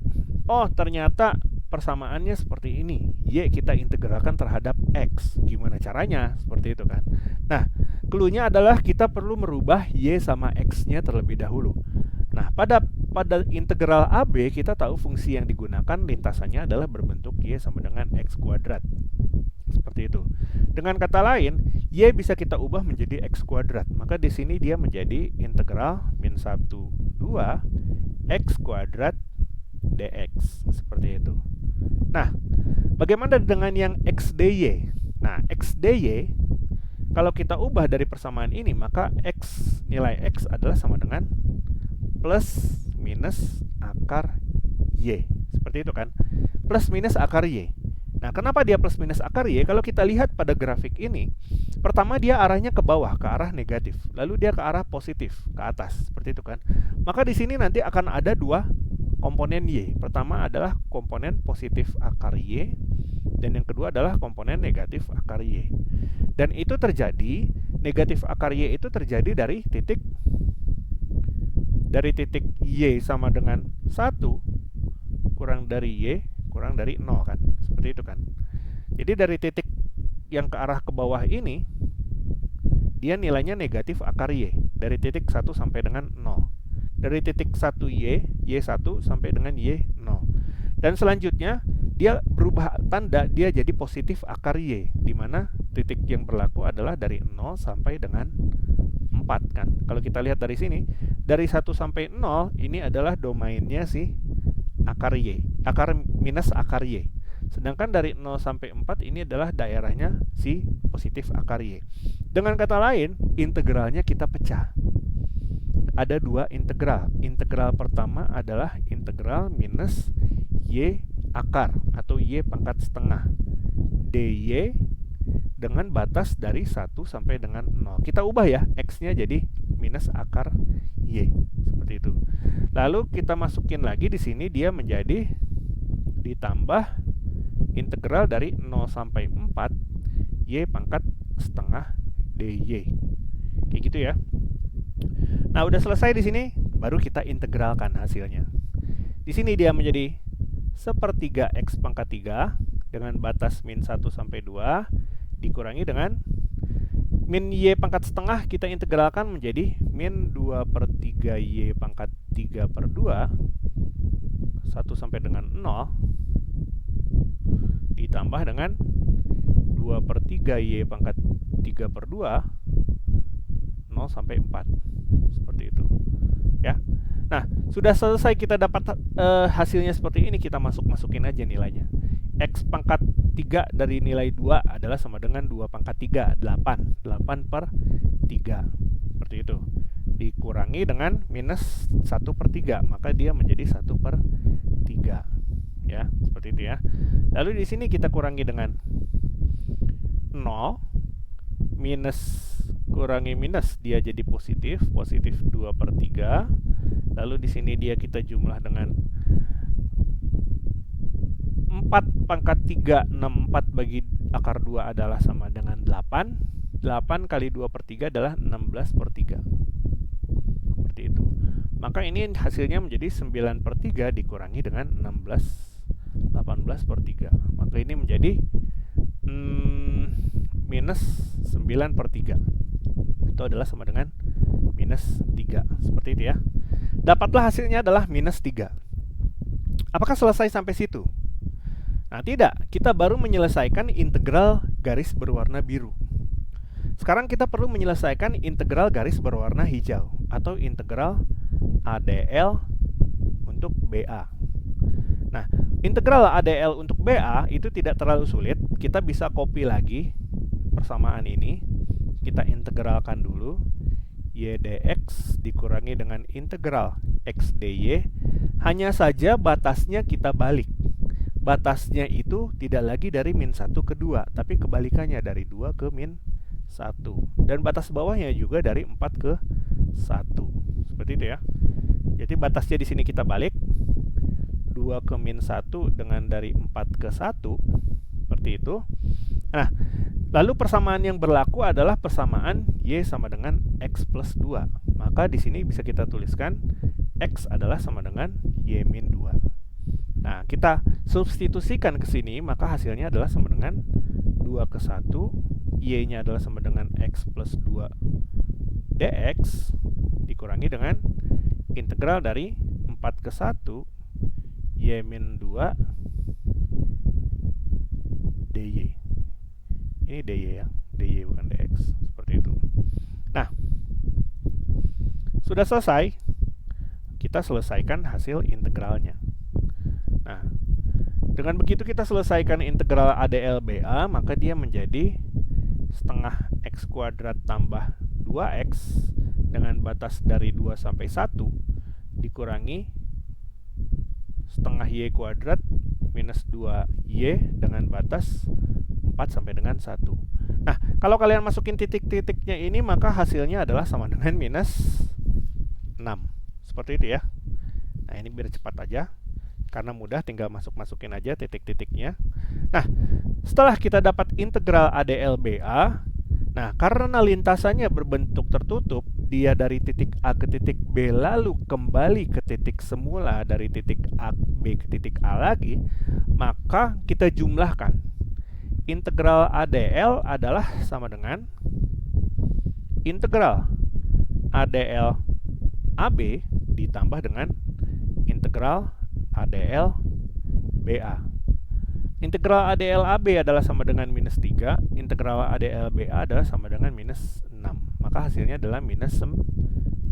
Seperti itu ya. Seperti itu kira-kira perhitungannya. Sampai sini ada yang ditanyakan?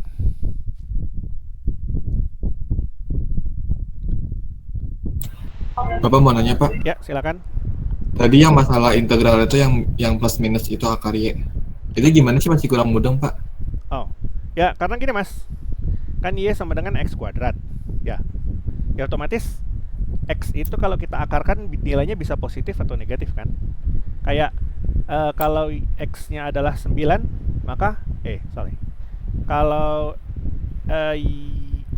X-nya adalah gimana ya? Kalau Y-nya adalah 9, X-nya itu kan bisa plus minus 3 gitu kan. Benar nggak? Karena 3 kuadrat sama minus 3 kuadrat hasilnya sama-sama 9. Gitu kan ya. Pertama kan itu. Nah, terus yang kedua, kita perlu menentukan dari titik mana ke titik mana dia nilainya negatif dan dari titik mana ke mana dia nilainya positif. Seperti itu.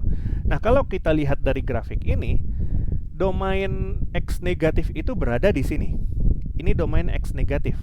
Dari titik Y sama dengan 1 ke titik Y sama dengan 0. Dan arahnya ini penting ya. Jadi agar integral kalian nggak kebalik.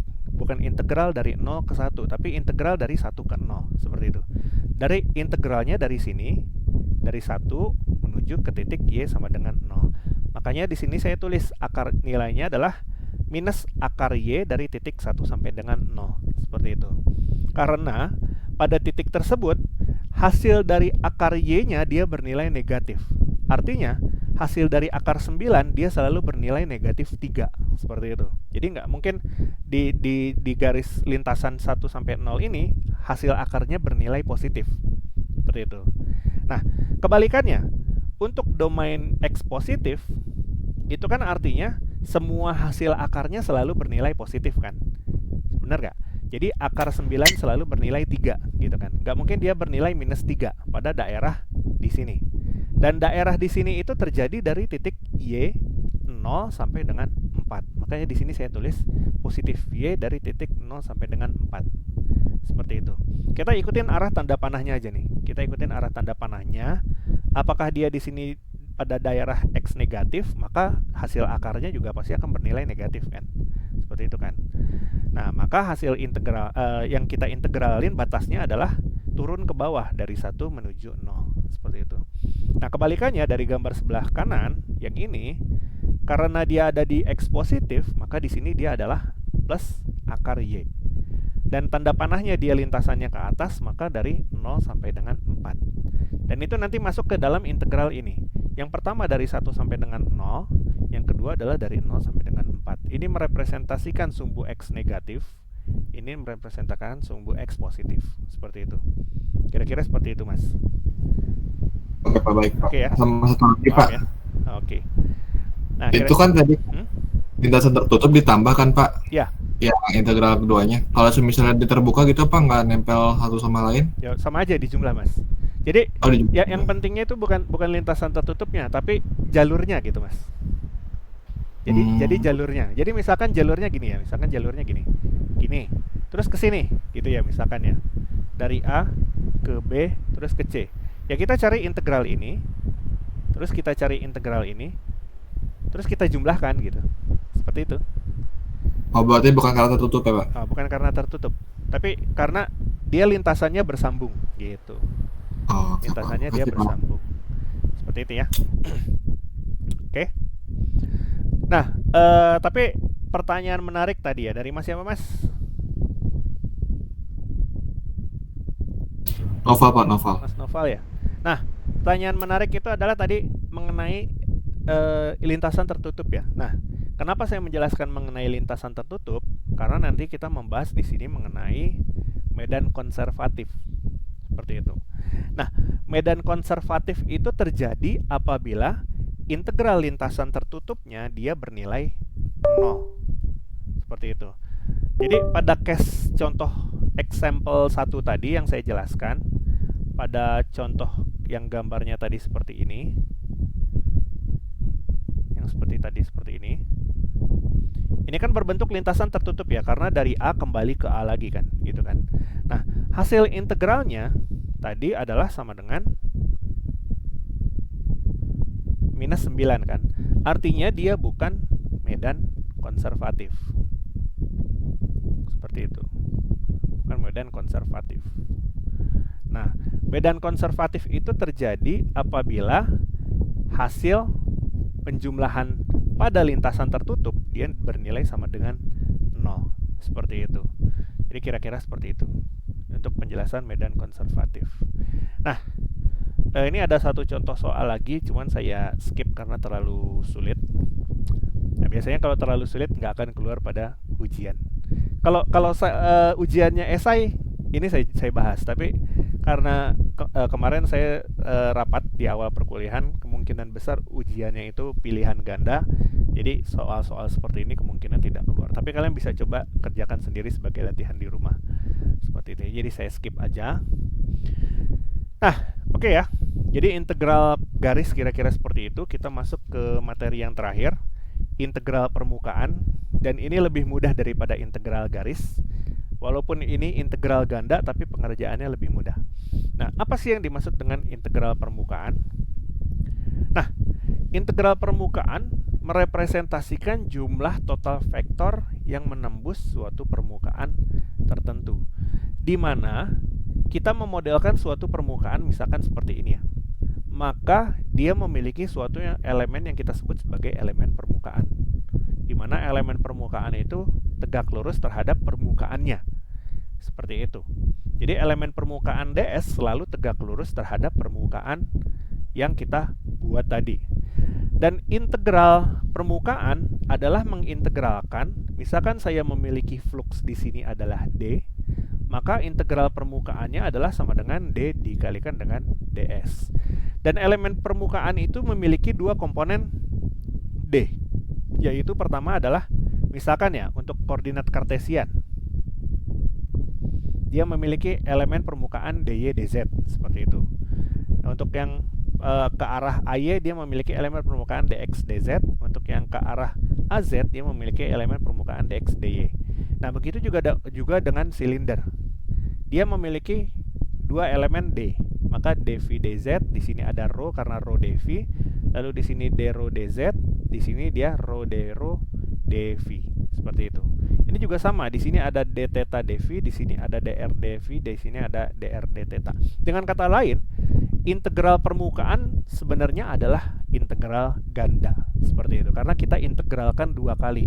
Untuk yang ds ax kita integralkan terhadap dy dan juga kita integralkan terhadap dz seperti itu ya. Nah, sebagai contoh nih, yang slide sebelumnya tadi yang ini, apabila kita memiliki suatu elemen permukaan seperti ini ds, maka total flux yang menembus permukaan tersebut adalah integral dari rapat flux yang menembus permukaan kita integralkan terhadap elemen ds-nya. Seperti itu, kira-kira seperti itu. Nah, kita langsung masuk ke contoh soal untuk integral permukaan. Nah, jika rapat flux magnet B seperti ini, fungsi vektornya untuk rapat flux magnet berbentuk vektor seperti itu, nah, berada di dalam permukaan suatu kubus. Jadi rapat flux magnetnya dimulai dari titik di dalam suatu kubus yang saya gambarkan ini ya, kubus ABCDEFG seperti itu. Evaluasi total flux magnet yang menembus keluar permukaan kubus tersebut. Nah, kuncinya itu adalah ini. Dia flux magnetnya berusaha menembus keluar permukaan. Nah, menembus keluar permukaan mana? Karena kubus itu ada 6 permukaan, maka dia menembus ke segala arah. Pertama dia menembus ke kanan, ada juga yang menembus ke kiri, ada juga yang menembus ke bawah, ada juga yang menembus ke atas. Artinya ada juga yang menembus ke depan dan juga menembus ke belakang. Oke, penjelasan saya kebalik. Tadi saya bilang depan tapi tanda panahnya ke belakang. Ada yang menembus ke depan sini, ada yang menembus ke belakang sini. Seperti itu ya. Nah, kubusnya ini sendiri memiliki panjang sisi 1, 1, 1. Jadi ini panjangnya 1, ini panjangnya 1, ini panjangnya mana lagi yang belum? 1, seperti itu ya. Nah, dengan kata lain, untuk menghitung total flux yang menembus permukaan kubus tersebut, kita bisa menjumlahkan dari semua flux yang menembus masing-masing permukaan. Dengan kata lain, kita bisa menuliskan dia adalah hasil penjumlahan dari integral flux B dikalikan dengan ds permukaan. Yang mana dulu yang mau saya sebutin? BCFG ya, yang ke kanan dulu, BCFG. Lalu ditambah dengan integral flux yang menembus permukaan F ADEH ya, ADEH yang ke kiri, ADEH. Ini yang ke kanan dan ke kiri sudah. Kita bahas sekarang yang ke bawah ya. Yang ke bawah adalah ABEF. Lalu yang ke atas adalah integral CDGH. Lalu yang belum tadi adalah yang ke belakang dan yang ke depan ya. Tambah integral BDS ABCD tambah integral BDS ABCD EFGH. Nah, seperti itu ya. Jadi total fluxnya ini adalah penjumlahan dari semua flux yang menembus masing-masing 6 permukaan. Seperti itu. Nah, sekarang bagaimana kita mengevaluasi flux, masing-masing flux yang menembus permukaan. Nah, ini saya ada 6 contoh, nggak bisa saya bahas semuanya. Saya kasih mungkin 2 atau 3 aja. Coba kita selesaikan bagaimana kita menyelesaikan integral B, ds, BC, FG. Seperti itu ya. Nah, pertama kita evaluasi dulu DS BCFG. BCFG itu yang mana? Oh, BCFG itu adalah yang menghadap ke kanan. Yang ini ya, BCFG ya. Nah, ini adalah BCFG. Nah, clue-nya itu yang pertama adalah flux magnetnya menembus permukaan dari dalam keluar kan. Dia menembus keluar permukaan. Kuncinya itu. Kuncinya adalah menembus keluar permukaan kubus. Seperti itu. Nah, kuncinya pertama itu, dia menembus keluar permukaan. Nah, artinya apa? Kalau dia menembus permukaan ke arah kanan, maka DS BCFG bernilai positif. Benar gak? Dia kan menembus ke arah kanan ya, ke arah sumbu Y positif dan vektor satuannya adalah vektor satuan positif. Positif AY, seperti itu. Nah, AY dikalikan dengan apa? Nah, kita lihat BCFG itu memiliki komponen permukaan di sini adalah DX. Ini kan DX ya. Karena dia sejajar dengan sumbu X, seperti itu kan. Dan ini adalah apa nih? BC. BC itu adalah DZ. Benar kan? DZ karena dia sejajar dengan sumbu Z. Maka dia adalah hasil perkalian antara DX dengan DZ. Seperti itu. Nah, bagaimana dengan kebalikannya? Yang ke arah kiri, DS ADEF. ADEH. Nah, ADEH karena dia menembus ke sebelah kiri, simbolnya dia adalah minus. Dan elemen garisnya di sini adalah DZ juga sama, di sini adalah DX juga sama. Jadi dia adalah sama, DX, DZ, AY. Tetapi dia simbolnya adalah negatif. Seperti itu ya. Oke, kita sudah dapat elemen permukaan untuk BCFG. Elemen permukaan BCFG adalah DX, DZ, AY. B-nya kita tulis. B-nya, vektor B-nya kita tulis. Saya zoom out dulu sedikit ya, biar bisa lihat apa yang ada di soal. B-nya kita tulis X plus 2AX tambah 1 min 3Y AY tambah 2Z AZ. Kita kalikan dia dengan si DS BCFG, di mana DS BCFG adalah tadi DX, DZ, AY. Nah, sekarang menentukan batas integralnya. Nah, di sini disebutkan batas integralnya adalah dari 0 sampai 1. 0 sampai 1, 0 sampai 1. Berarti di sini batasnya adalah dari 0 sampai 1 dan 0 sampai 1. Seperti itu ya. Nah, sekarang kita selesaikan integral ini. Ini kelihatannya rumit, padahal gampang. Kenapa? AX.AY itu bernilai 0. AX.AY dengan AZ.AY itu nilainya sama dengan 0. Sehingga yang tersisa hanyalah komponen yang sama saja, yaitu AY.AY sama dengan 1. Maka ini hasil perkalian dot produknya adalah sama dengan, cukup tulis 1 min 3Y aja. Seperti itu. DX, DZ. Mudah kan? Nah, ternyata panjang gini bisa kita singkat seperti ini, karena ini kita coret. Hasilnya 0. Seperti itu. Karena kalau kita dotkan AX.AY nilainya 0. Nah, sekarang sama seperti tadi, kita mencoba mengintegralkan komponen Y terhadap komponen XZ. Nah, cara terbaik yang bisa kita selesaikan adalah kita mengeliminasi komponen Y-nya terlebih dahulu. Kita lihat lagi permukaan BCFG. Oh, BCFG ada posisinya di sini. Permukaan BCFG posisinya di sini, pada titik Y sama dengan 1. Benar gak? Panjang kubusnya kan tadi adalah sama dengan 1 ya. Ke kiri 1, ke kanan 1, ke bawah 1 gitu kan. Sorry, ke kanan 1, ke bawah 1, ke atas 1, ke depan 1 gitu kan. Maka dia BCFG berada pada titik ini, di mana dia pada bidang Y sama dengan 1. Dengan begitu, kita substitusikan di sini nilai Y-nya adalah sama dengan 1. Semudah itu. Seperti itu. Nah, kita integralkan saja. Sudah dapat Y-nya sama dengan 1, maka dia adalah integral dari 0 sampai 1. 1 min 3 adalah sama dengan min 2 kan, seperti itu ya. Atau saya tulis lebih detail di sini, 1 min 3 kali 1. dx dz. Atau dia adalah sama dengan integral 0 sampai 1 min 2 dx dz. Wah, ini mudah. Min 2 integral dx dz ya, sudah pasti hasilnya adalah sama dengan min 2. Seperti itu. Atau biasaan. Dia adalah min 2 dx kita integralkan jadi x dengan batas 0 sampai 1, dz kita integralkan jadi z dengan batas 0 sampai 1. Ini kita masukin titik-titiknya, maka hasilnya adalah sama dengan min 2. Seperti itu. Ketemulah BCFG nilainya sama dengan min 2. Oke. Sampai sini ada yang ditanyakan? BCFG mana? Ada yang bingung nggak? Mudah ya?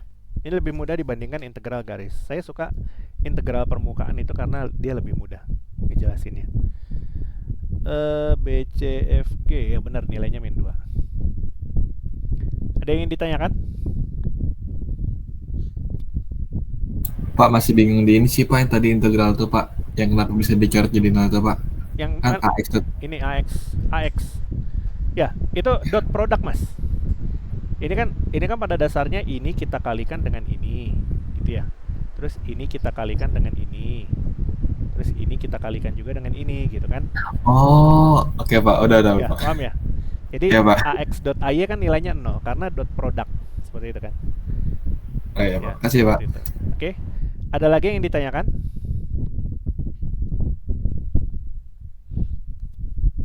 Tidak ada?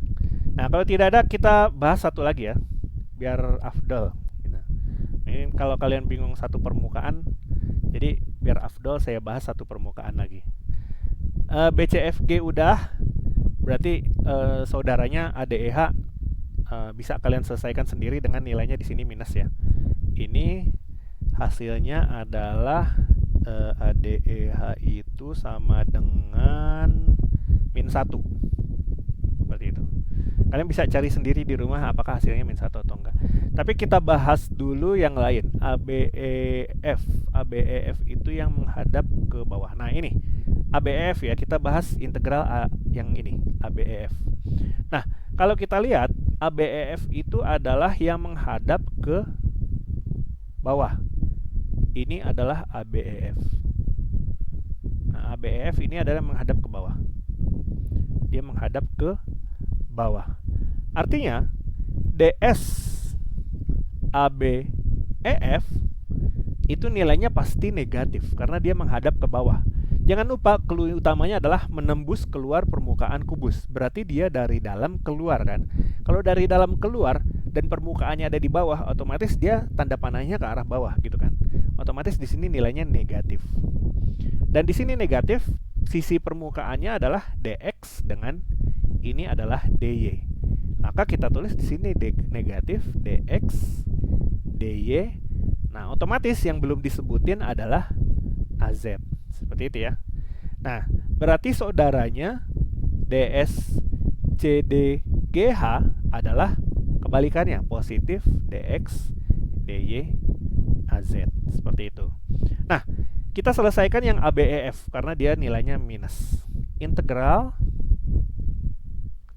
B ds ABEF adalah sama dengan saya tulis lagi di sini integral dari 0 sampai 1 B-nya adalah sama dengan x plus 2 AX ditambah 1 min 3Y AY tambah 2Z AZ seperti ini.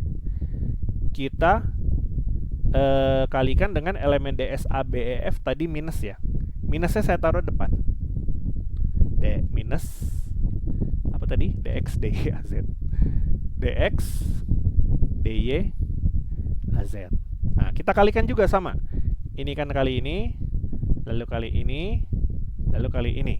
Dan karena dia adalah dot product, sisa perkaliannya hanyalah pada komponen az.az. Maka dia adalah sama dengan minus integral 0 sampai 1 0 sampai 1. Nah, ini mudah banget ya. 2z dx dy. Nah, yang kita integralkan z. terhadap X dan Y. Artinya Z-nya perlu kita hilangkan. Gimana caranya? Caranya kita menghilangkan Z-nya. Kita lihat permukaan ABEF lagi. Oh, permukaan ABEF ternyata ada pada titik Z sama dengan 0 kan. Dia ada di bidang XY. Artinya nilai Z-nya adalah sama dengan 0. Ya mudah, kita substitusi aja Z sama dengan 0.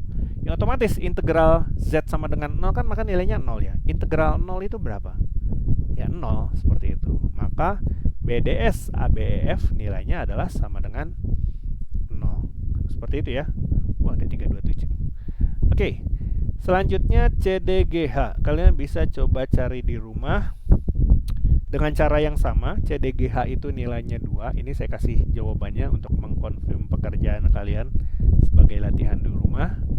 ABCD itu nilainya adalah sama dengan, waduh saya belum tulis. Oh ini min 2. Nah ini min 2. Dan ini adalah EFGH itu adalah sama dengan, mana EFGH? 3. Seperti itu. Nah ini kalau kita jumlahkan semua, maka hasilnya adalah sama dengan 0. Seperti itu. Kita jumlahkan 2 tambah min 3 tambah 0 tambah 2 tambah min 2 tambah 3 sama dengan 0. Hasilnya itu adalah ini. Ini udah kebanyakan tulisan. Nah, ini saya kasih arsir ini biar nah kira-kira gitu. Hasilnya adalah sama dengan 0. Seperti itu. Nah, kenapa hasilnya adalah sama dengan 0? Minggu depan kita bahas mengenai persamaan Maxwell, hukum Gauss medan magnet. Seperti itu. Ya, jadi seperti itu. Tapi kalau kalian paham pengerjaan ini dan paham arti fisiknya, ke arah mana sih medan magnetnya itu, sumbernya dari mana dan mau kemana, itu saya yakin persamaan Maxwell Gauss medan magnet kalian udah paham.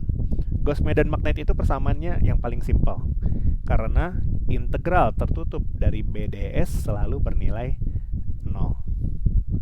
Seperti itu. Ini adalah hukum Gauss medan magnet. Seperti itu. Nah, ini kita bahas secara detail minggu depan mengenai hukum persamaan Maxwell. Ya, seperti itu ya. Oke, ada lagi yang ingin ditanyakan sebelum kita selesaikan perkuliahan kita?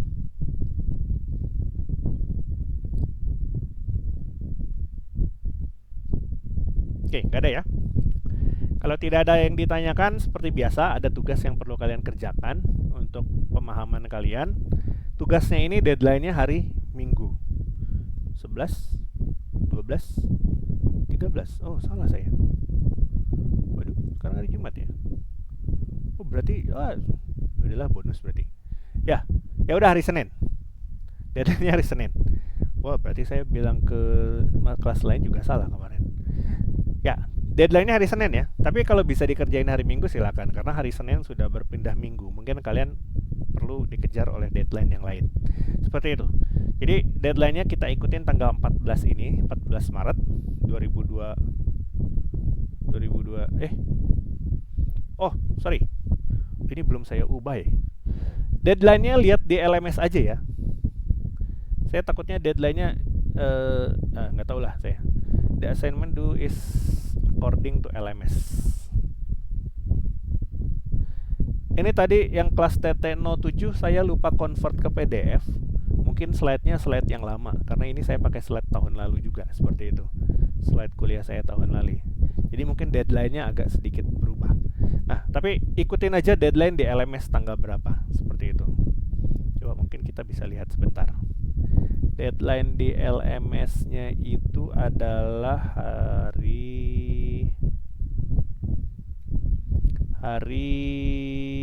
tanggal 13, benar, tanggal 13, hari Minggu. 13 Maret 2022. Tadi 2021. Pukul 23.59 sebelum tengah malam ya, seperti itu ya. Nah, ini clue saja. Kalau tadi medan magnet di sini saya menjelaskan dia menembus 6 permukaan, berarti kalau untuk koordinat silinder dia lebih mudah. Permukaannya cuma ada 3. Berarti dia cuma menembus ke bawah dan ke atas, lalu menembus ke arah permukaan elemen DS rho, seperti itu ya. Kalau ini adalah DSZ, ini adalah DSZ, seperti itu. Untuk permukaan selimut dia ke arah saya lupa DSRO atau DSV. Ke arah DSRO. Ini adalah permukaan selimut adalah DSRO. Seperti itu. Bentuknya seperti P. DSRO. Ya, kalian bisa kerjakan ini di rumah seperti itu sebagai latihan soal. Jangan lupa deadline-nya dikerjakan sebelum tanggal 14 ya. Hari Minggu tengah malam. Seperti itu. Oke, ada lagi yang disampaikan? Ada yang ditanyakan sebelumnya? Oh iya, saya lupa. Ini terkait materi ini yang saya jelaskan di sini, ini semua dapat diakses di textbook Magdi Iskandar. Nah, saya lupa, integral garis itu kalau nggak salah dari halaman 40 sampai halaman 60. Nah, seperti itu. Jadi ini ada di halaman Magdi Iskandar, halaman 40 sama 60. Pokoknya slide-slide saya yang ada gambar abu-abu ini saya ambil dari Magdi Iskandar. Seperti itu. Ya, ada yang ditanyakan setelah ini? Sebelum kita sudahi perkuliahan kita? Aman Pak, nggak ada Pak. Aman ya? Nggak ada ya? Oke, Iya. mungkin kalau tidak ada yang ditanyakan, sebentar. Saya belum screenshot. Cukup sekian untuk pertemuan kita hari ini. Terima kasih banyak. Mohon maaf karena waktunya agak ngaret. Biasanya saya pengen ngajar selesai 1,5 jam, tapi ini 2 jam. Ya mudah-mudahan nanti kita banyak waktu di minggu ke-7 seperti itu ya. Ya minggu ke-7 kan responsi. Jadi kalau kalian mau datang atau enggak terserah seperti itu. Ya. Mungkin cukup sekian dari saya. Terima kasih banyak. Assalamualaikum warahmatullahi wabarakatuh. Waalaikumsalam warahmatullahi wabarakatuh. Waalaikumsalam warahmatullahi wabarakatuh. Waalaikumsalam warahmatullahi wabarakatuh. Terima kasih Pak. Pak.